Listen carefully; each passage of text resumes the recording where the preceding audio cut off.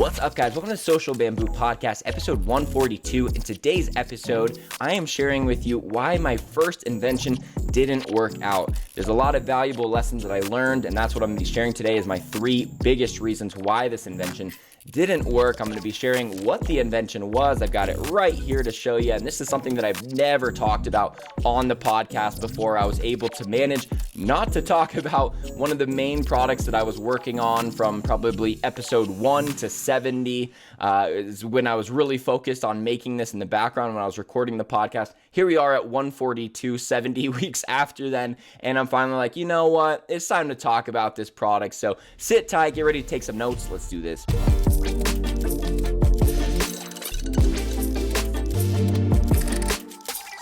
All right, guys, so to start off, let's talk about what the hell did I invent? Here's how it worked out.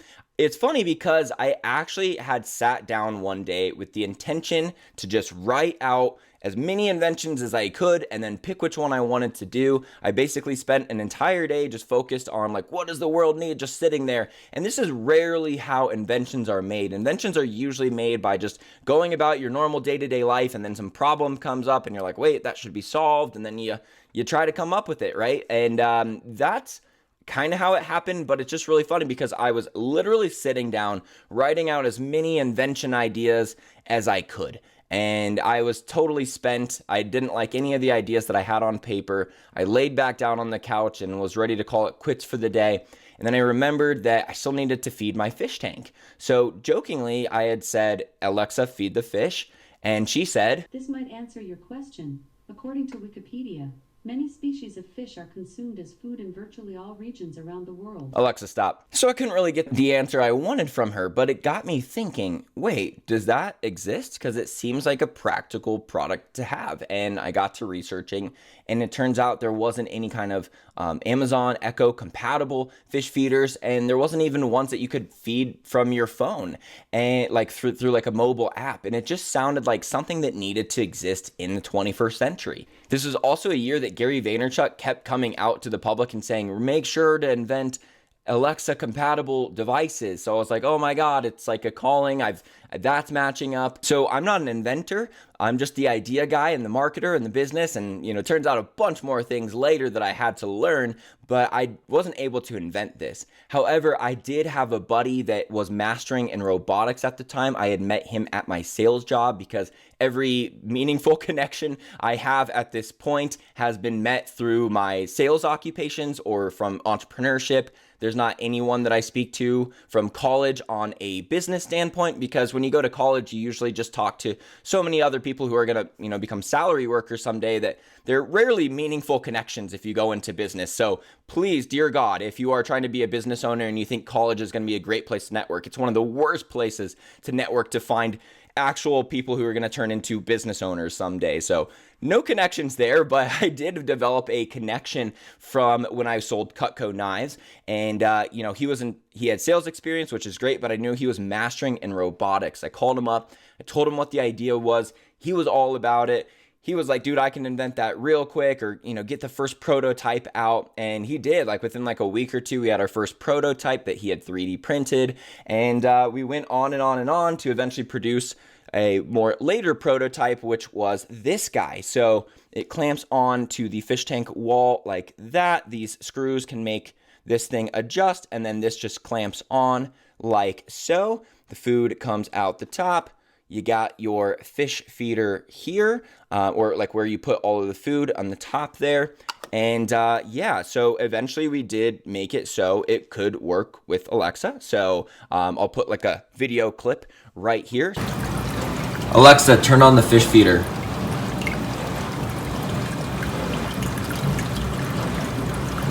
But so it worked, and we got our buddy to start inventing an app on it because we had some friends that did apps, And I'm going to be speaking about that in a little bit here, but it seems like a pretty practical invention, right? So let's go over the 3 major reasons why it didn't work.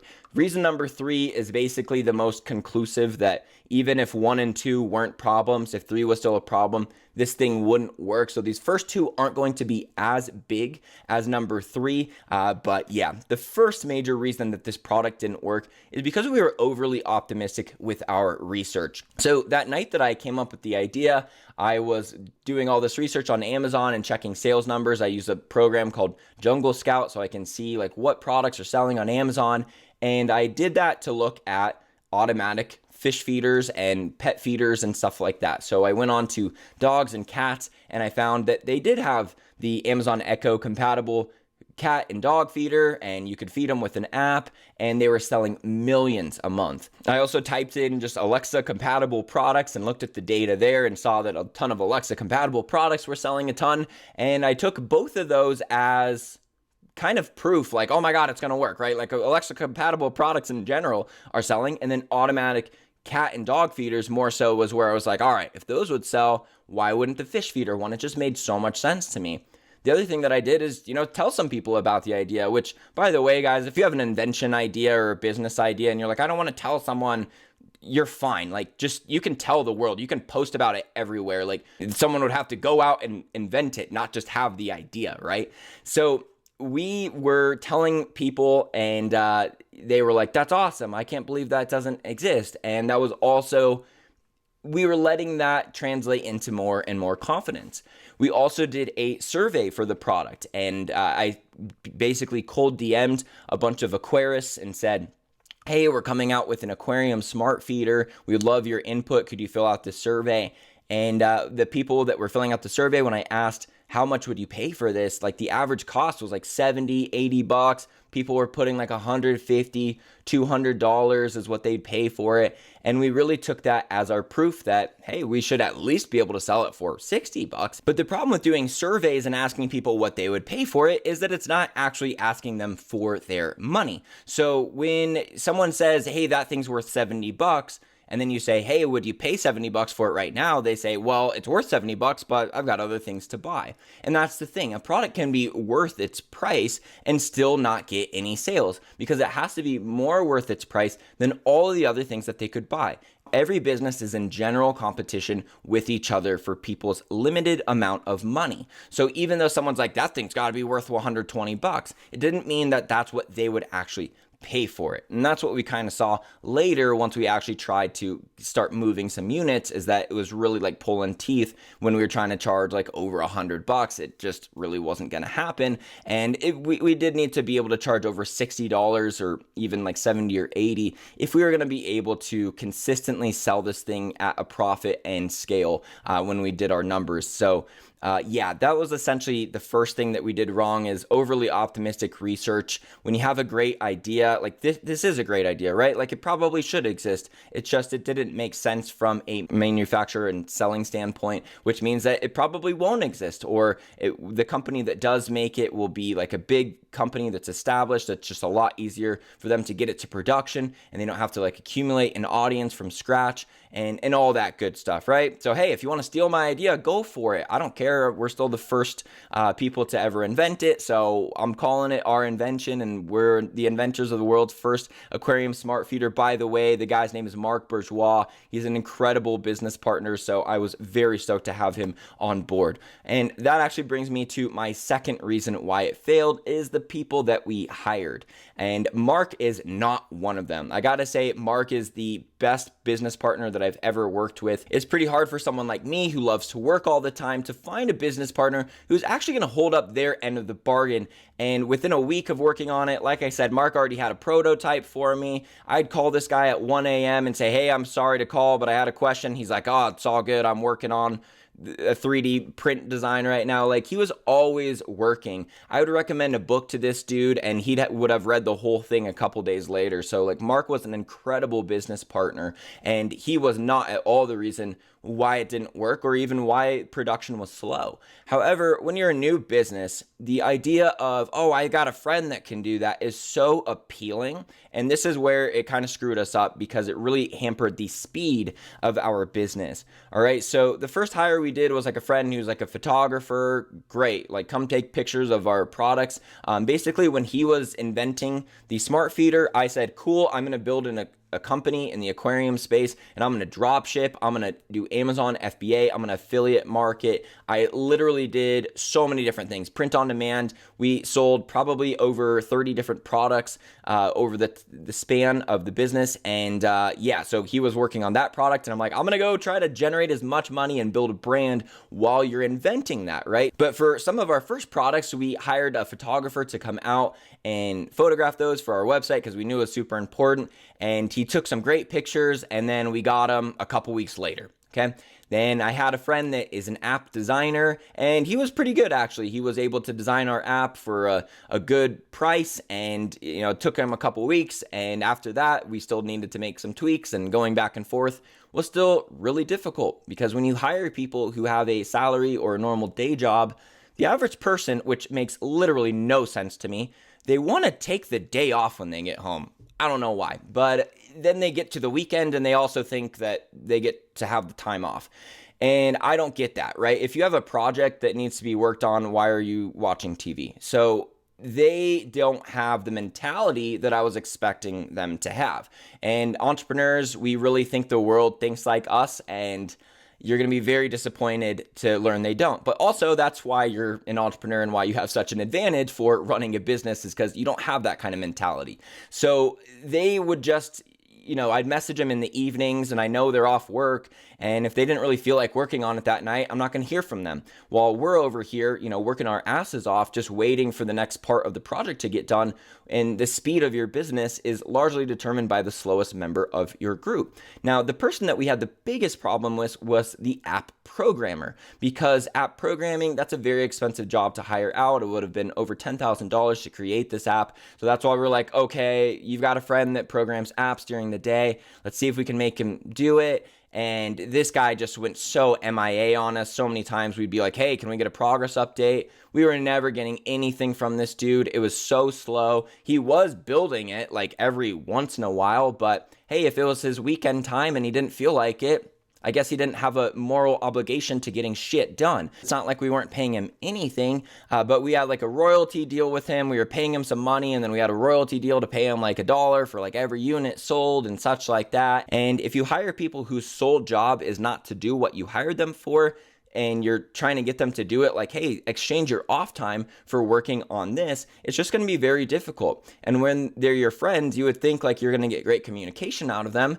but it kind of, if they don't want to do it, they're not going to do it in that moment, and they don't really care. So it can hamper friendships. It's not a great idea to hire friends just because they can do the job. And just know that the speed of your business will be the slowest member of your team. Now, it took us a little over 2 years to come to a conclusion on whether this product was going to work or not, and we finally pulled the plug.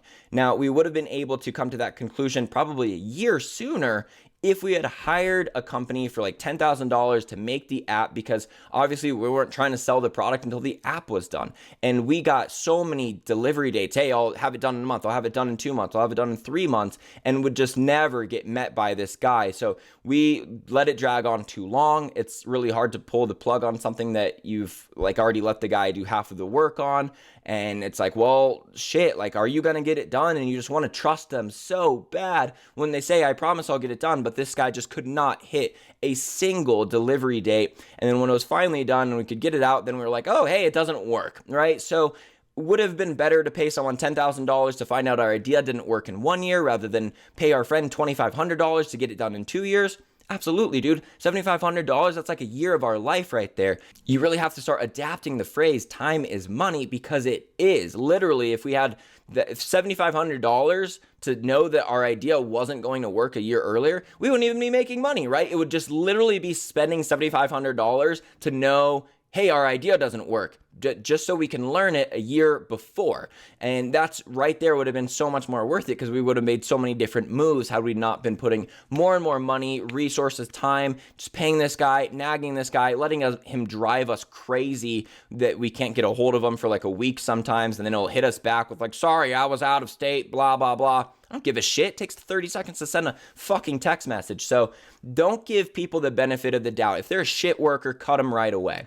Okay, they can have all the ability in the world. Someone who with mild ability and a great work ethic will outperform someone with amazing skill sets and shit work ethic every single time. So just because they're your friends, just because they can do it, your company is not to be nice to people. It's not to be like, oh, I'll hire all my friends. Like, if you can get in that situation, awesome. I have a buddy that has hired so many of our friends to work at his company, and it's going great. And like, that's a totally different kind of thing. Like, he's paying him hourly and it's super legit. This isn't like, hey, we're a startup company trying to hire our friend, we'll give you a royalty deal. You know, he just couldn't get on board at the level we needed to. So that was one of the reasons why, not that it failed, but why it took us more than 2 years to realize that it was going to fail. Here is the third thing, and by far the biggest thing, is that the product didn't solve a big enough problem. This is what you need to always consult. If you're inventing something that doesn't solve a problem, even if it makes so much sense, right? Like, hey, there should probably be, a way to feed your fish with a phone. By the way, I'm just going to plug this in real quick just so you can see, we actually did make a thing that turns on. It turns on there. The third thing, and this is the biggest thing by far, like I said, even if 1 and 2 weren't issues for us, 3 made it that we were doomed to fail no matter what, is our product didn't solve a big enough problem. It made a lot of sense that it should exist in the world, right? Like, hey, there should be some kind of way to feed your fish with a phone. Like, there should be an app for everything, right? It just made sense to us like that. But here's why it didn't solve a big enough problem. The reason why the cat and dog feeders sold so well is because people absolutely love the cats and dogs. And if you don't feed your cat or dog for like even a meal, you feel pretty bad about it, right? Now, if you miss feeding your fish for 3 to 5 days, they're probably all still going to be alive, actually. They can feed off of algae, and they just don't need to eat nearly as much as the average pet. Most fish, too, for the people who own the majority of aquariums, which are freshwater aquariums that they just purchased from Petco, a lot of those fish are less than $1. So even if the fish would die, it's not like they didn't love their fish or whatever, but a lot of times people don't even name their fish. Like, there's way less of a bond there. If your fish dies, you're sad about it for like an hour tops, right? Unless you're like a saltwater fish owner and you have like this beautiful fish that's been alive for 8 years or something. The Petco fish usually only last 1 to 2 years, like if you keep up with them perfectly.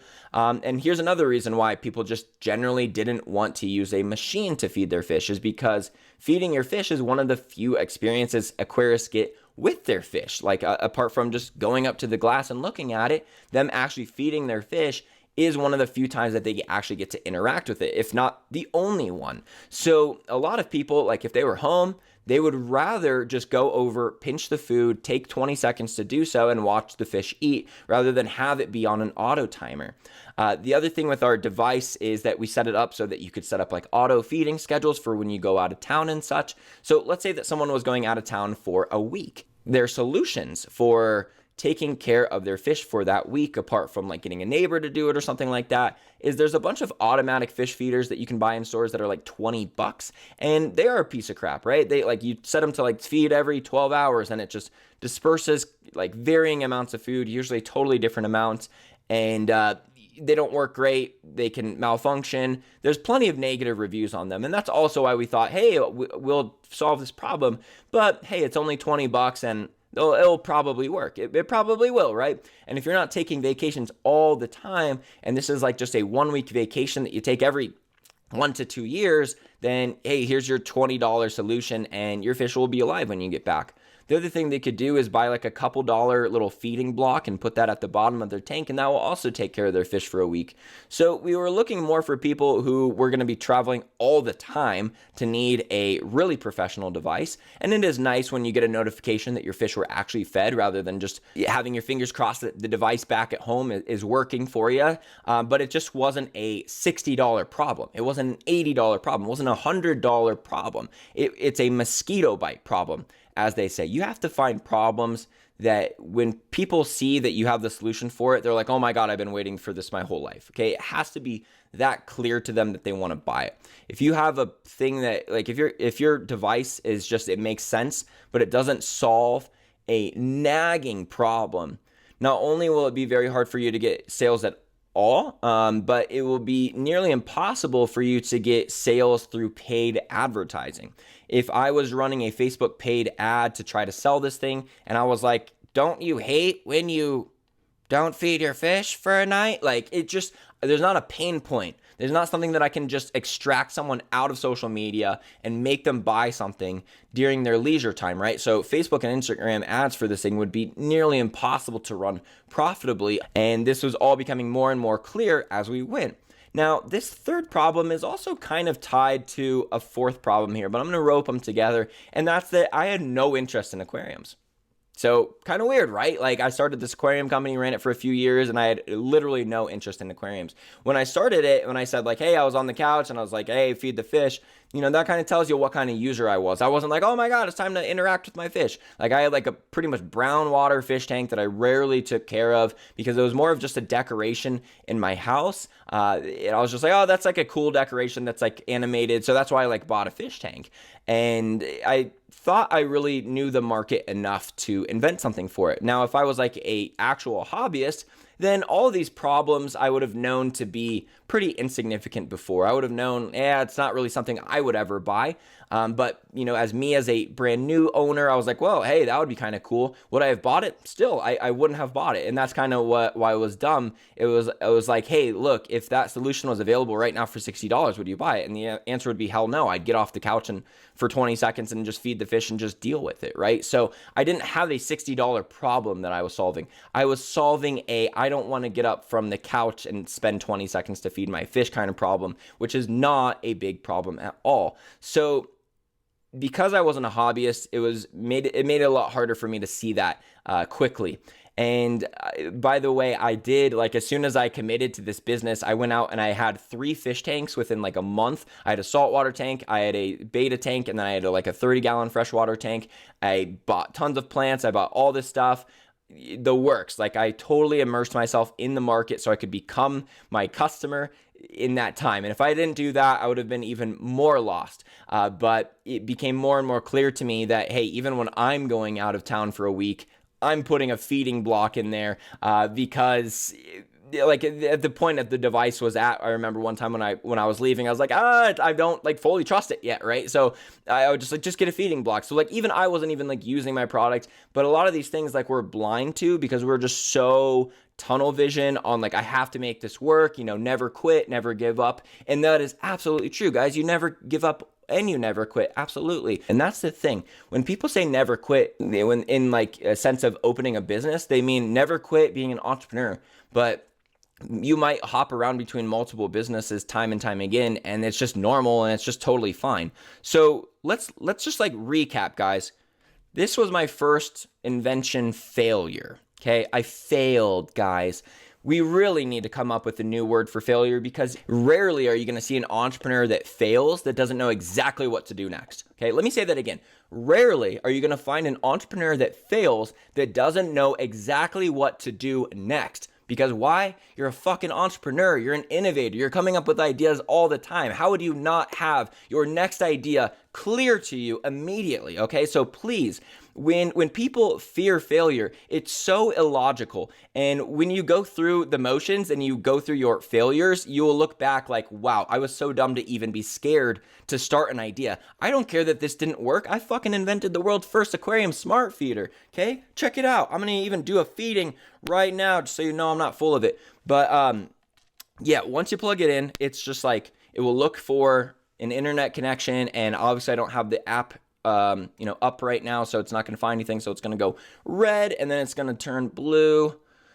But let me just show like a quick little demo. And then there's a manual feed button on the back. Shibuya. So yeah, we invented the world's first aquarium smart feeder. And then it didn't work. And I don't go around crying about it to people. I feel great about it. And unless I had started that idea, then I wouldn't have started FBA for doing more aquarium products. I wouldn't have done drop shipping with other aquarium products. I wouldn't have started affiliate marketing. I wouldn't have learned Facebook ads. I wouldn't have invented the giveaway strategy that I'm most known for today. So like literally everything that I am today is because I pursued this thing. Like if I would not have a podcast had I not pursued this, right? Business failures just open more doors to your next business. It's like closing a door while also opening so many other doors, because now I left that business with all of these skill sets. And when you leave it with all these skill sets, you didn't fail at all. You gained skill sets. You either literally, like, failure is just gaining skill sets and learning something that doesn't work. You will never feel like a failure unless you quit from it. So just know, like, hey, if you're just never going to quit, if you're just going to be a business owner, who cares what business owner that is, you've already won. Chill out. You don't need to worry about fear of failure, because you're literally never going to feel like a failure. If you haven't, hey, guess what? You're still alive, and it's not like you can't go back to doing whatever the hell you want to do. But the main thing I want to get across in this podcast is that your invention can fail and you won't feel like a failure for a second if you have the right mindset about it. If you learn throughout the whole process, you're always just innovating. You come up with new ideas. It will lead you to your next thing. So thank you, Aquarium Smart Feeder, for founding the Social Bamboo podcast. I hope you guys enjoyed this episode. And if you want to learn more from me through my own failures, especially in the Instagram marketing realm, be sure to check out my Insta Accelerator course. I'm giving away my Map to Monetization course for free with anyone who buys the Insta Accelerator. So you can get 2 courses from me for $15. That is just based off of all of my trials and failures in the Instagram marketing realm, as well as all of my students and all the other podcast members that I reach out to. It's a lot of info. It's all been crammed in there into a very fast-moving piece of content. So it's just info, value bomb, worksheets. It's a great course. So if you need some help on Instagram, be sure to check that out. And I will see the rest of you next week.